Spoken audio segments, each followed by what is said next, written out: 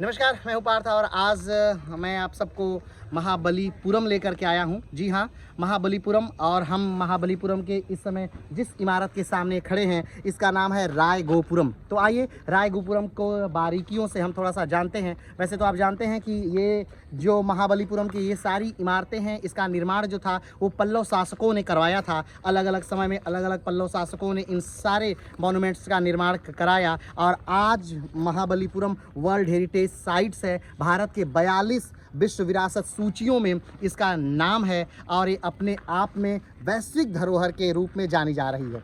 तो आइए हम इसे एक बार देखते हैं।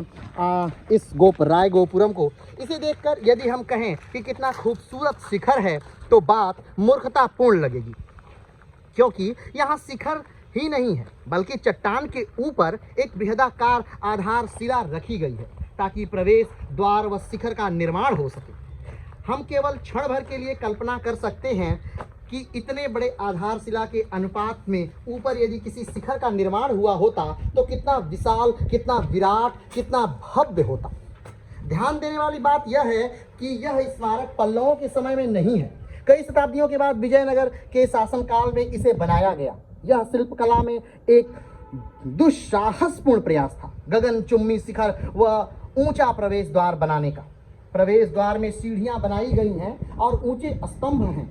ये स्मारक बराह मंडप के दक्षिण में है और चारों तरफ खूबसूरत नक्काशियों से परिपूर्ण है। गुफा मंदिर, रथ या समुद्री किनारे में मंदिर जिनकी चर्चा हम बाद में करेंगे, सभी वे शिखर मंदिरों के ऊपर ही हैं।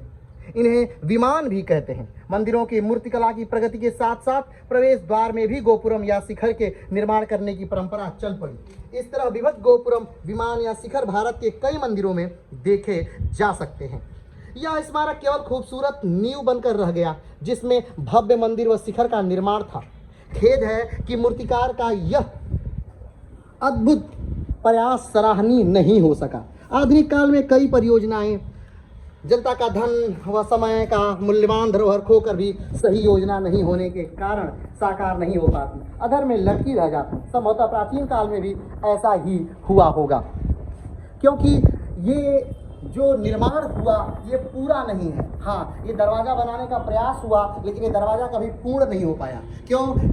गोपुरम जो कि दक्षिण भारत निर्माण कला की यानी द्रविड़ियन शैली की पहचान है, जो गोपुरम द्रविड़ियन शैली की पहचान है, उन गोपुरमों का विकास कहीं न कहीं प्राचीन काल से ही होता आ रहा था। और ये विजयनगर के समय में बनी हुई ये जो इमारत है, ये आधी अधूरी इमारत, ये कहीं न कहीं ये दिखाता है कि किस प्रकार से निर्माण कार्य प्रारंभ हुए लेकिन पूरे नहीं हो पाए। ये नक्काशी का आप देख रहे हैं जो कभी बेहतरीन ढंग से शुरू तो हुई लेकिन इसका कभी अंत नहीं हो पाया। तो जब भी आप कभी महाबलीपुरम आइए तो इन गोपुरम को देखना ना भूलिए।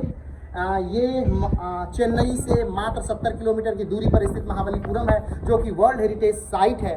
और अगर देखा जाए तो तमिलनाडु के उत्तर में बसा महाबलीपुरम अपने आप में एक वैश्विक पर्यटक स्थल है।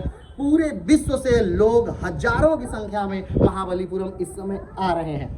ठीक है, तो आज के लिए इतना ही। फिर मिलेंगे एक नए वीडियो के साथ, नए स्थान के साथ। तब तक के लिए नमस्कार, धन्यवाद, जय हिंद।